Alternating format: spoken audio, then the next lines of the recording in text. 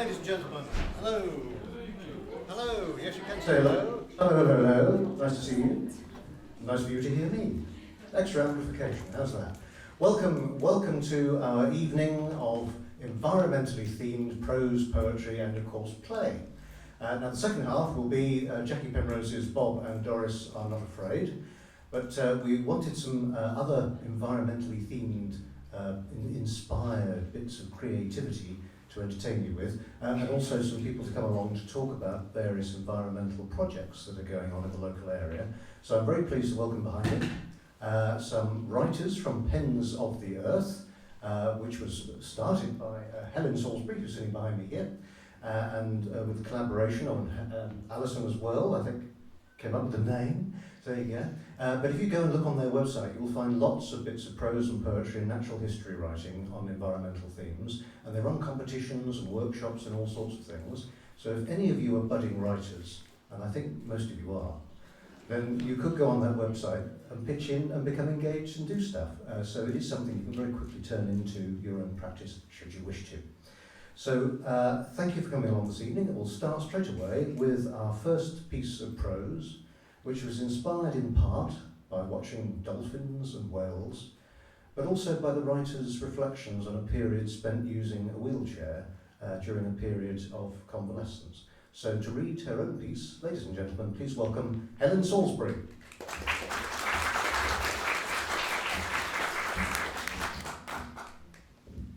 Footprints.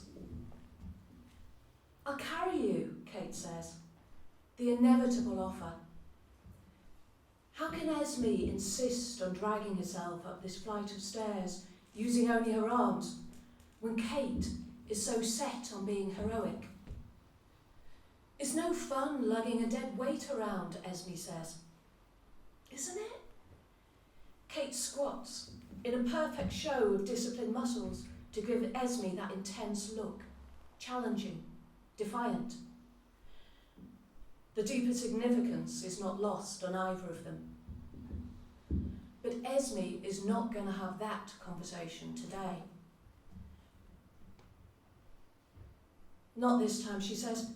I want to look for dolphins and whales.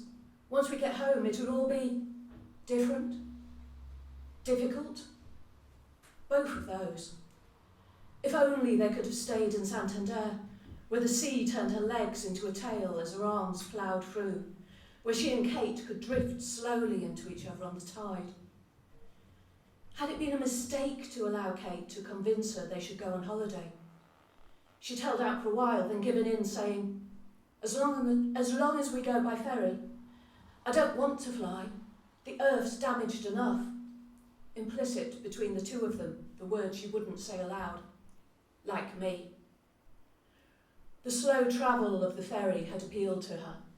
She'd imagined the whole holiday as a long, slow goodbye, a remembering of the good times they'd had. Hadn't realised quite how much this would make her ache. I can do it, she says, eyeing the stairs. We both know that. Your biceps are stronger now than when we climbed the Matterhorn or hung off Stanage Edge in training. Isn't that enough? Let me. Let her lift me one more time.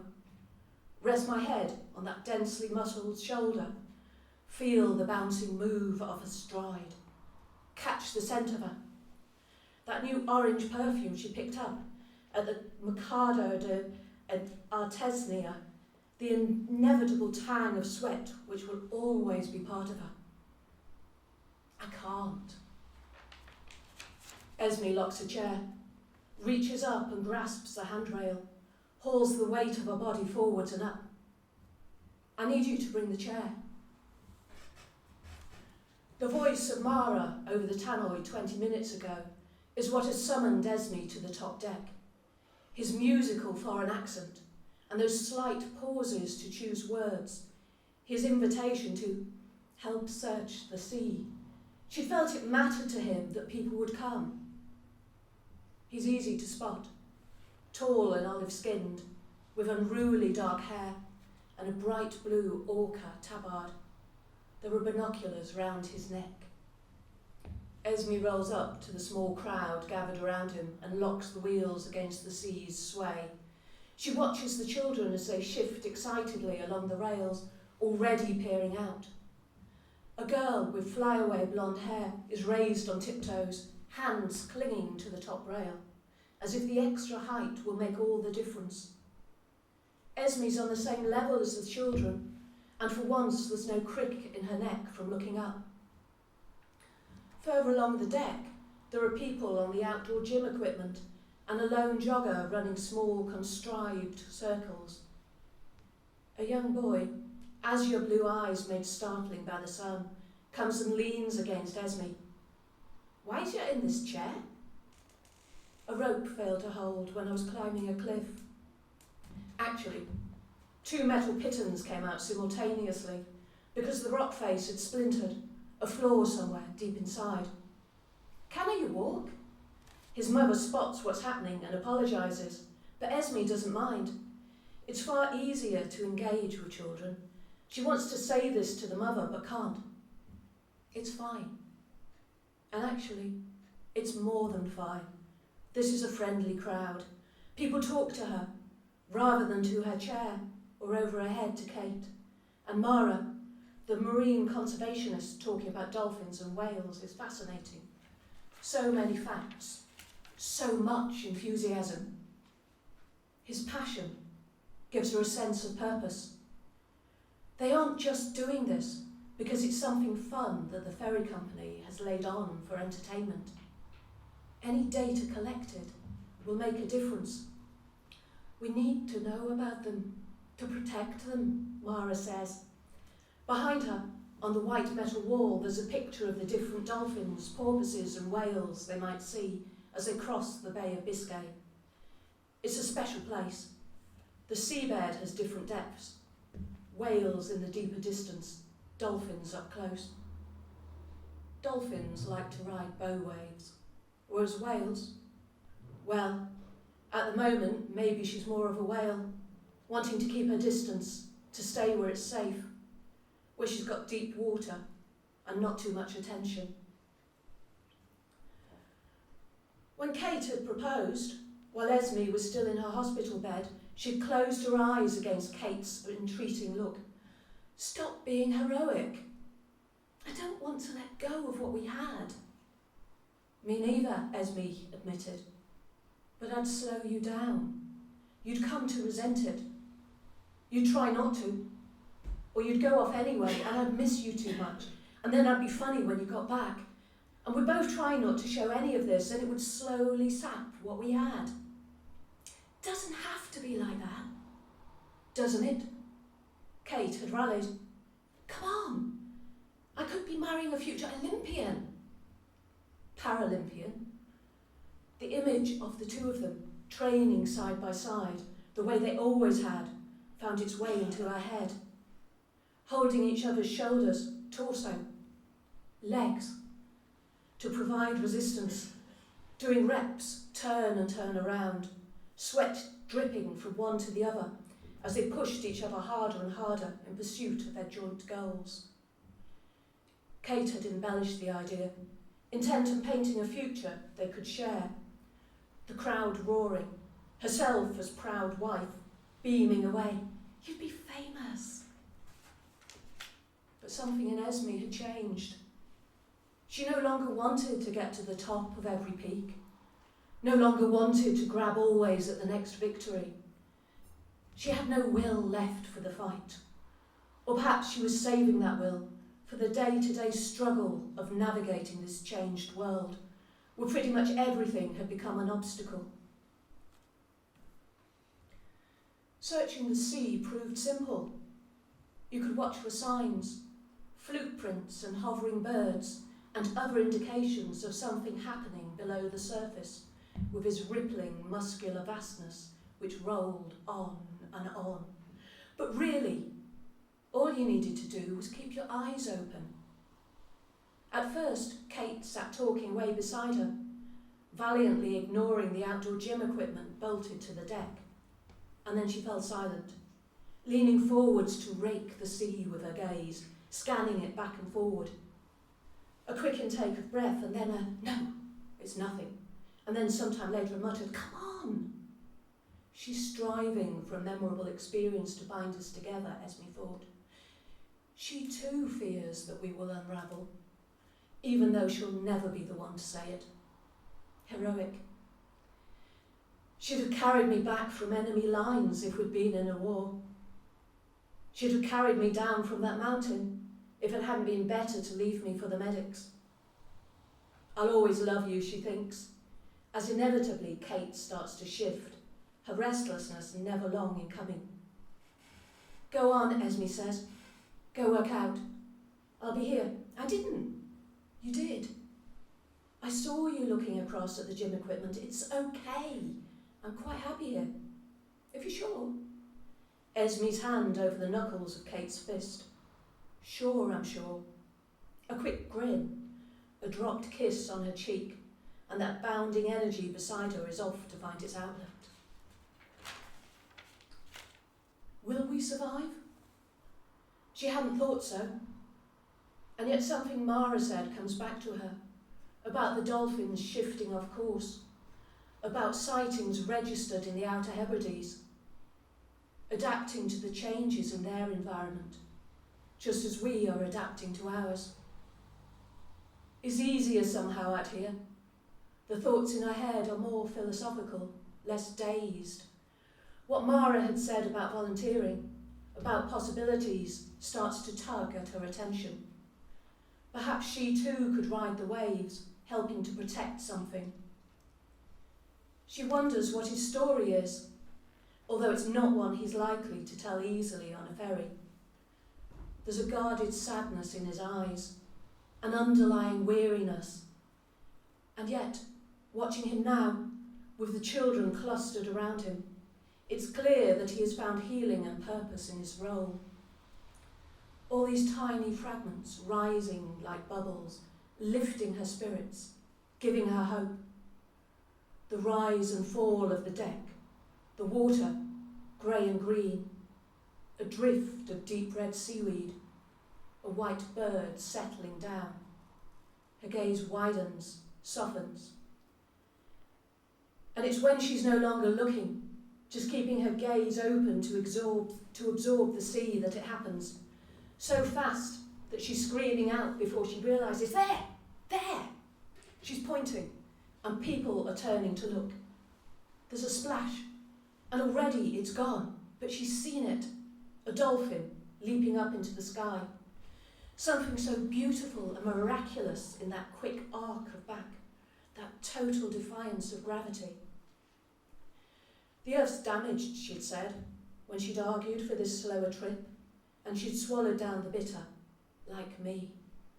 But she hadn't really understood until now, until this moment, that even damaged, the Earth was still beautiful, still vital, still everything. She lifts her gaze and sees Kate, paused on the slalom skier. Did you see it? She mouths. A tiny headshake, and then, not this time. The words are clearly readable on those lips, those beautiful lips.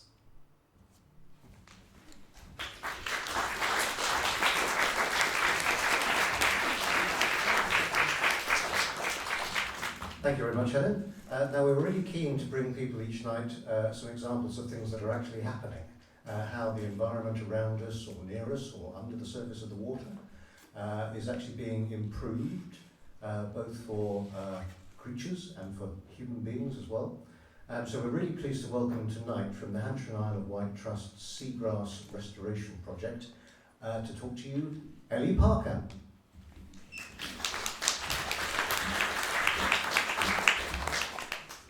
Hidden beneath the surface of the Solent, we have underwater gardens of seagrass, and seagrasses are the only marine flowering plant.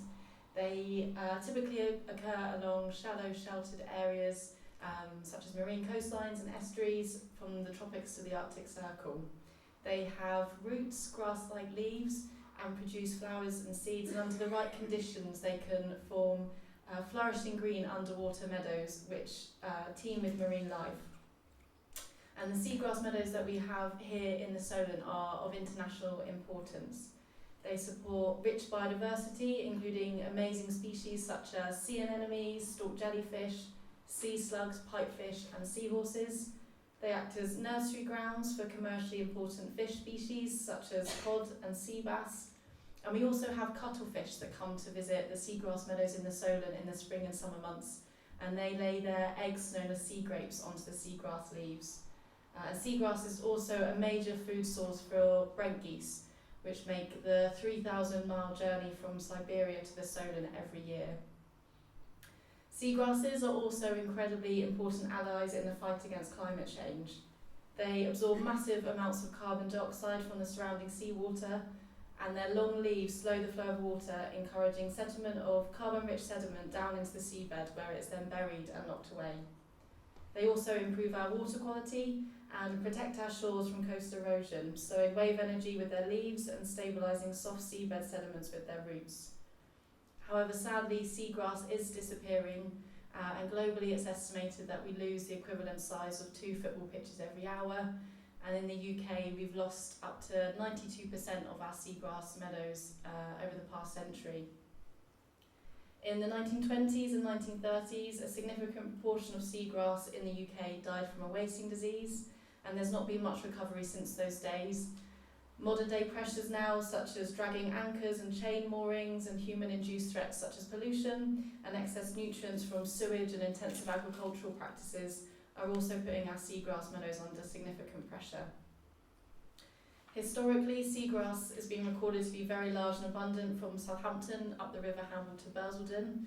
However, when the Hamble was surveyed for seagrass in 2011, not a blade of seagrass was found. So at the Trust, we're working to protect and restore these vital marine habitats, creating a wilder Solent for both people and wildlife. That's why in April 2021 we joined forces with marine engineering company Boscalis Westminster and the University of Portsmouth to embark on a seagrass restoration project in the Solent. Together with an army of fantastic Solent seagrass champion volunteers, we've been monitoring and surveying our existing seagrass meadows, identifying their extent and recording which ones are growing and flowering well. The data that we will collect feeds into current conservation measures to protect our seagrass beds and into our restoration work, because it provides a good indication of when and where to collect the seagrass seed. Developing seagrass seed is found in these special flowering shoots called spathes, and in July and August we sustainably collect these spathes through snorkelling and wading at low water. The spathes are then taken to aquarium tanks at the University of Portsmouth's Institute of Marine Sciences, and they're left to mature. The seeds are left to mature and released from these decaying spathes over a period of 2 to 3 months. And once this has been completed, our army of volunteers come together to help clean, sort and process them ready for planting. We've completed 5 seagrass deployments since December 2021 across 2 sites, Farlington in Langston Harbour and Seaview on the Isle of Wight. We've planted a grand total of 33,500 Zostra marinus seeds, the larger species of seagrass, and 23,000 of Zostra nultii seeds, which is the smaller species. We've used Hessian seed pods, which involves packing a small amount of sediment and 30 to 45 seagrass seeds into each small Hessian bag, and these are then buried into the sediment. And we're also trialling a new method called the dispenser injection seeding method, which involves the use of corking guns, which are filled with a mix of sieve sediment and seagrass seed, and then this is injected directly into the mudflat or beach. We're seeing early signs of success from our restoration work, and we'll continue to monitor our sites for seedling growth during the spring and summer of this year. By protecting and restoring these amazing habitats, we hope to create a wilder Solent, supporting increased biodiversity and sustainable fisheries, promoting greater ecosystem services, cleaner water and a natural carbon solution to mitigate the effects of climate change. And if you'd like to support our work, we've got a collection tin and information point in the foyer where I'll be in the interval, and you can find details on how to sponsor a seagrass seed pod or become a member of the Trust. Thank you.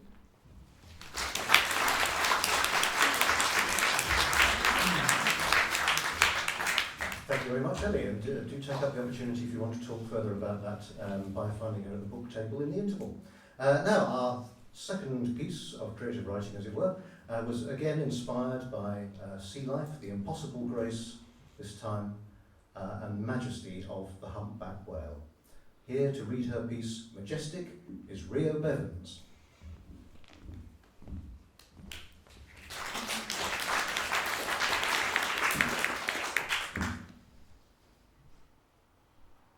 Majestic. Was that the word? He had heard it whispered once, long ago, as he surfaced for air. Surely not him. He was old and cumbersome, flukes covered in barnacles. Perhaps there was a kind of beauty in his gentle motion, his graceful dives, the flukes of his tail. Perhaps there was an awe in watching his slow, steady motion as he rose and fell like the tide, breathing and diving. Was that majestic? Instinct told him to rise.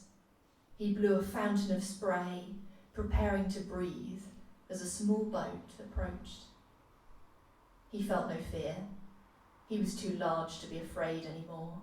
He was invincible, majestic. Through the rippled water, he saw a face, a human calf, leaning over the side of the boat, her mouth gaped open. Wow! The word echoed dimly through the water.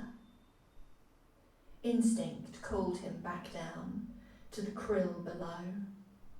He dived smoothly, tail flukes lifting, powering to the depths. He thought he heard joyous laughter. He rose again, a mighty force of nature, able to displace tons of water. He would not be here long. Something had shifted in the seasons, calling him south to breed. The boat was still there, a tiny speck in the endless ocean. He felt a stinging sensation on his dorsal fin, almost registering as pain. It lasted but a moment, then faded into the vast abyss of the blue. A noise. The people on the deck were putting their hands together and apart, rapidly and repeatedly, their shapes distorted by the water in front of his eyes. They were fast and small, yet somehow important. Of that he was sure. He dived again, steady as the currents that would carry him south. The humpback picked up speed. The pilot throttled back the engine, but she held up her hand. The whale was travelling now, and they had finished their work.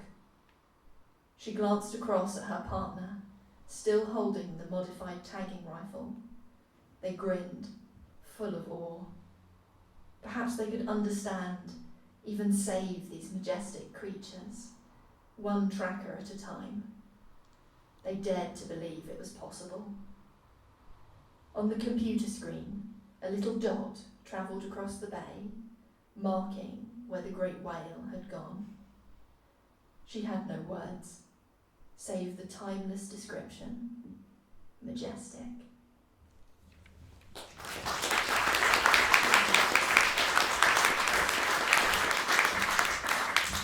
Thank you very much, Rio. And to finish this first section this evening, we have three pieces. First, a couple of writers who can't be with us this evening. We have Christine Moran's Litter Pick Surprises, Barbara Claridge's Granny, Harry and the Sea, which tells the story of a beachcombing game between a small boy and his gran, and then South Sea but Plastic Free by the writer who's going to read all of them for us tonight, so please welcome Alison Habens.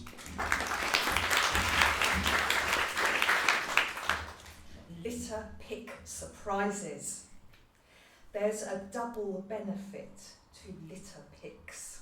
Clean places and new eyes. Not plastic, but a dead leaf skeleton, cellophane thin. Not glass, but the glint of recent rain on a stone. Not scraps of torn up paper, but soft confetti of pigeon feather. Not polystyrene, but the round, fat bounce of a fungus held fast to a tree. Not a length of sodden string, but reed-like grass strung along a bramble. Not some leaking oil slicked on a slab, but a glorious swell of shadow from the kind of light September brings. Not a cloud of dust, but mist creeping up from the river edge, the shy moorhen's cover. Not a straw for a drink or drug, but a dunnock's desire, a snappy twig. Not the red shout of a Kit Kat wrapper, but scarlet petals of a poppy flower, or straggling weedy pimpernel, or a true wild rose.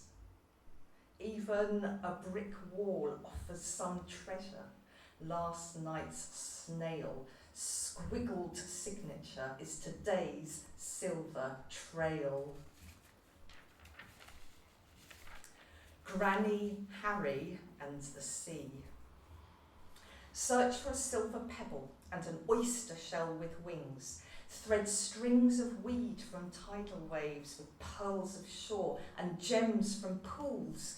I'll find you a hermit crab and limpets made from lapis blue, stones with holes and shining shards, or washed white cuttlefish bones. Bring me a splinter of polished glass in a million grains of spangled sand, then a stranded starfish shadow etched on a wave-worn stone. We'll save them in a mermaid's purse, locked with a driftwood key.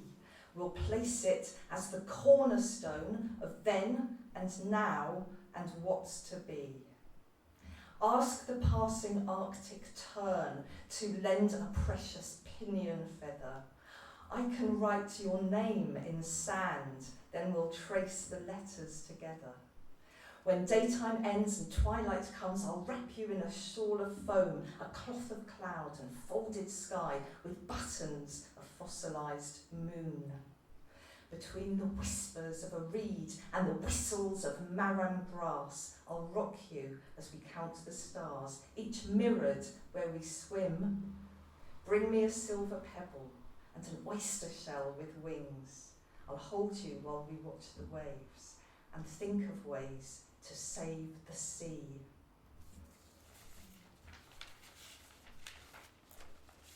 South Sea, but plastic free. When the archaeologists of the future find the layers of flip-flop loggot pots our people left behind, will they wonder what we wanted, how we got it, who we knew? Suntan bottle, ice cream tub, tin of iron brew. When a space-age time team gets down to the seam of tampon applicators, Lego, tangled fishing lines, will they wonder what we wanted, how we got it, who we knew?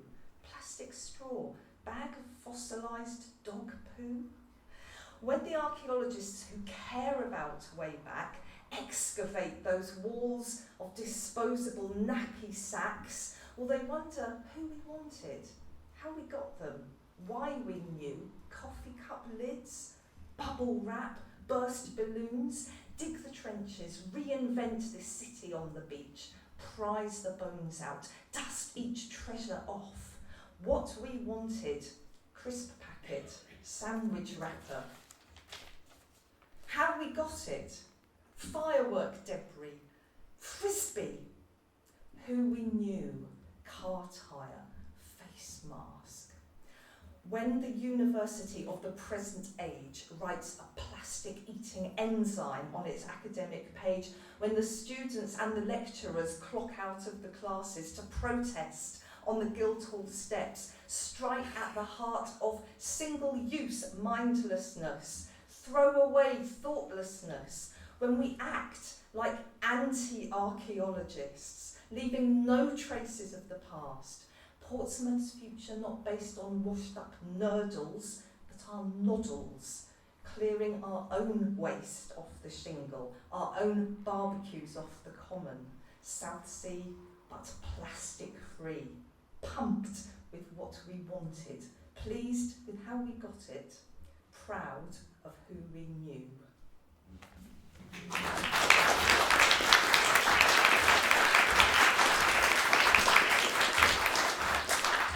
Thank you very much, Alison, and thank you to all our readers. And as I say, they'll be outside if any of you want to have a chat with anybody or find out some more information about some of the things we've talked about as we've evoked life under the surface. So we'll have a short interval now, about 15 minutes, and we'll see you back here for Bob and Doris Are Not Afraid. Thank you.